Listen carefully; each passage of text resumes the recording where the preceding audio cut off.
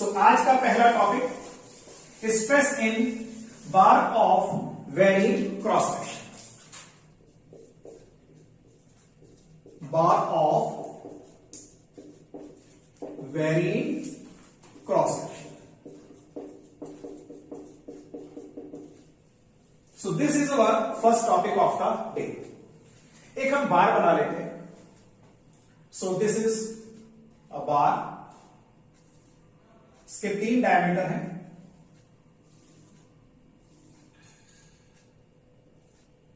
This, thereafter this. This is a bar of varying cross section. ये इसकी centre line है। This is the centre line. इस बार पर इसकी एक्सिस के अलोंग लोड लग रहा है F. So this bar is subjected to the load, a tensile load along the axis F. तो इसके अक्ष के अनुदिश एक फोर्स लग रहा है F. Length of the rod, this is L1. This part of the rod say length L2 और रॉड की ये वाला जो पार्ट है इसकी लंबाई हो गई L. इस पार्ट की area of cross section A1, इसका area of cross section A2 और इसका area of cross section A3. So A1, A2, A3 are the area of cross section. ये आएगा कैसे?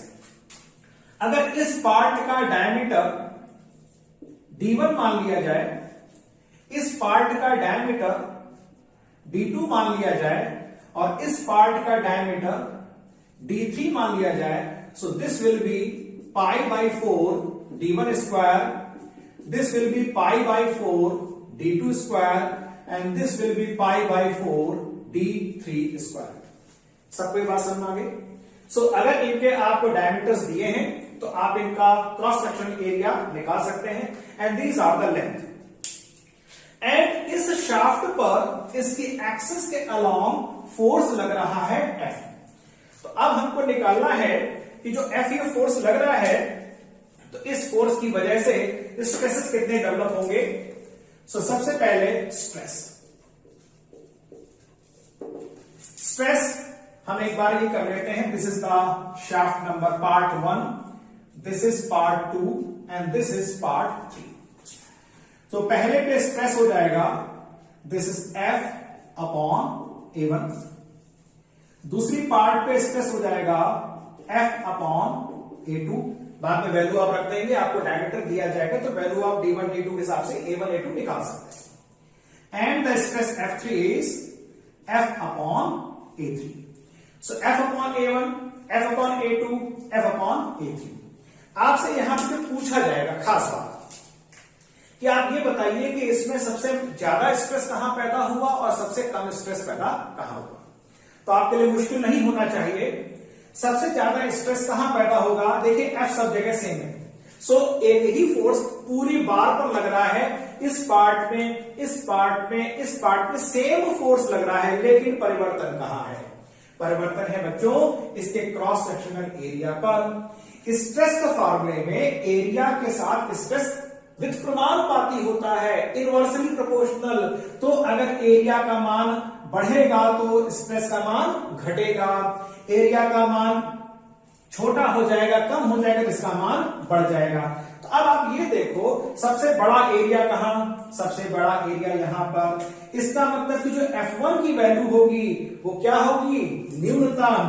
तो ये वाला जो स्ट्रेस है कितना निकलेगा? This is what? ये होगा सबसे कम। तो ये स्ट्रेस यहां पे पैदा होगा, ये होगा न्यूनतम यानी कि मिनिमम। ये वाला एरिया पार्ट 3 का एरिया, पार्ट 3 का एरिया सबसे कम है, यानी कि ये वाला स्ट्रेस कैसा होने वाला है? This is maximum stress. तो ये 3 डायमीटर की जो स्टेप आपको शाफ्ट मिली है, स्टेप शाफ्ट, इस शाफ्ट में सबसे ज्यादा स्ट्रेस यहां पैदा होगा और सबसे कम स्ट्रेस यहां पर पैदा होगा। ओके, अब अगर आपको इस शाफ्ट की डिजाइन करनी है, सपोज करिए आपको एक शाफ्ट बनानी है, उस पर फोर्स लग रहा है, तो आपकी डिजाइनिंग F1 के अनुसार होगी, F2 के अनुसार होगी या F3 के अनुसार होगी। This is the very important question और एक इंजीनियर होने के नाते आपको इसका सवाल का जवाब आना चाहिए। तो बच्चों डिजाइन करनी है अगर इस शाफ्ट का, तो इस शाफ्ट की डिजाइनिंग हमेशा इसके लिए होगी कि हमें इतना डिजाइन करना है कि जहां पर मैक्सिमम स्ट्रेस डेवलप हो रहा है और आप स्ट्रेस स्ट्रेन करने पड़ चुके हैं, तो वो मैक्सिमम स्ट्रेस कभी भी हमारा वर्किंग स्ट्रेस, सेफ स्ट्रेस या इलास्टिक लिमिट से अधिक नहीं होना चाहिए।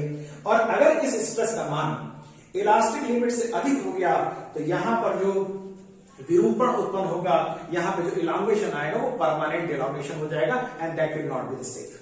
देयरफॉर आपको ध्यान ये रखना है कि जो ये मैक्सिमम स्ट्रेस इस पार्ट में जनरेट हो गया, इस पार्ट में यहां मैक्सिमम स्ट्रेस आ गया है, तो आपकी डिजाइनिंग के लिए आपको ध्यान रखना पड़ेगा and it should be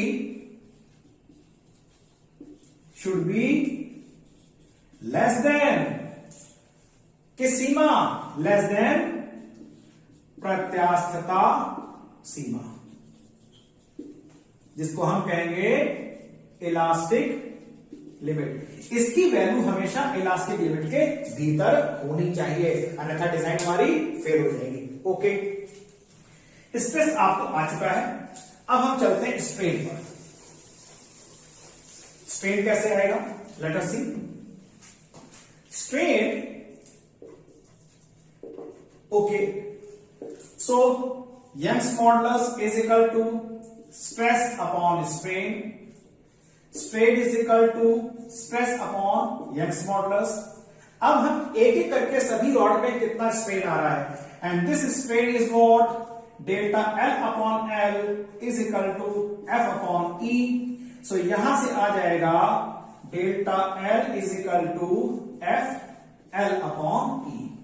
okay, F क्या है आप जान चुके हैं, capital F upon A, this is L and upon E, right. Okay, so हम यहां से डेल्टा एल का इस फॉर्मूले को उठाएंगे और एक एक करके हमें हर पार्ट में होने वाला इलांगेशन, हर पार्ट की लंबाई कितनी बढ़ रही है, ये हमको पता लगने वाला है। कैसे पता लगेगा, आइए पता लगाते हैं। ओके, फर्स्ट पार्ट, पहला पार्ट, पहले पार्ट में जो इलांगेशन होगा वो हो जाएगा F upon area A1, length L1 and Young's modulus E। देख लीजिए, हमने कोई विशेष काम नहीं किया है, फोर्स सब्जेक्ट सबके लिए सेम रहेगा।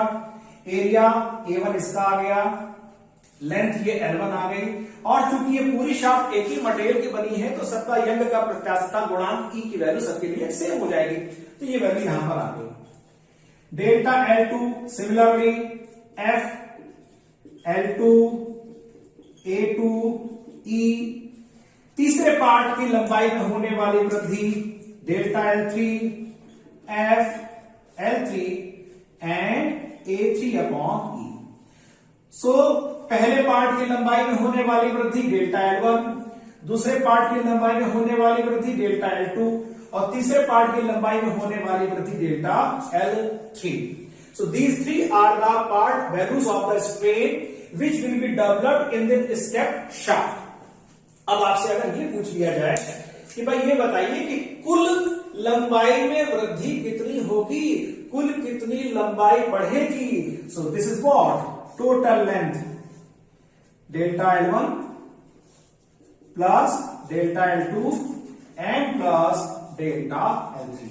इन तीनों मानों को हम जोड़ देंगे, इस स्टेप शाफ्ट में होने वाली लंबाई की कुल वृद्धि हमको प्राप्त हो जाएगी, राइट। ओके,